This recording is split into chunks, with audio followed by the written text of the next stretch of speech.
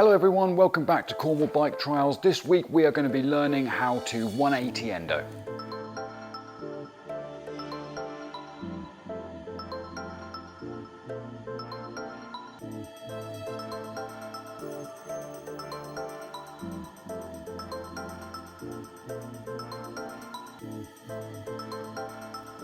The 180 endo is a development of the endo move.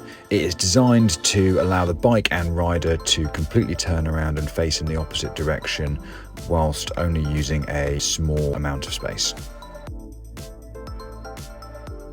Like the endo, there are four main components to the 180 endo move. These are the run-up, the turn, the brake and the pivot. To start with, you want to be moving at about an average walking pace with your arms and legs slightly bent. Next, you need to initiate the spin by turning your front wheel. As you do this, your body wants to be lightly compressed, ready to jump. When your front wheel is at nearly 90 degrees, you want to pull on the front brake. Your weight needs to go over your handlebars and you need to pivot. Your whole body needs to twist so that you can bring the rear wheel around. Like with the endo, your feet need to jump lightly in order to allow the rear wheel to get off the ground.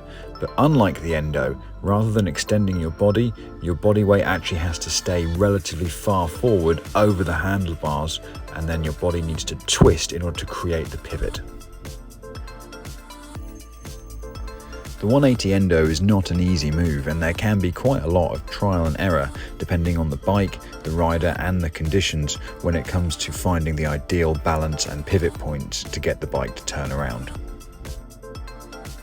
Most beginners will start by learning smaller increments of the turn of maybe 20, 45 or even 90 degrees before they try a full 180. This is one of the moves where having a bike with suspension can actually be a bit of a hindrance, and as always, you should go and try this, preferably somewhere on grass, with someone with you just in case, and as always wearing a helmet. One final note on the 180 endo is that much like the track stand, if you're wondering which way you should turn the front wheel, it should be whichever way that you feel comfortable.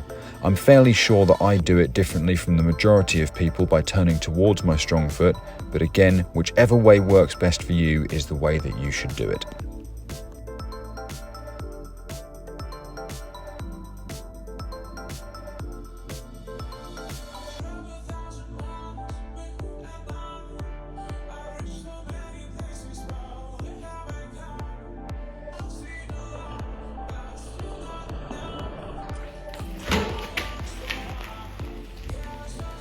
Thank you very much for watching that one, guys. I hope you really enjoyed it. Next week's a really important one. We're going to be learning how to bunny hop, so make sure you subscribe and we'll see you all next week.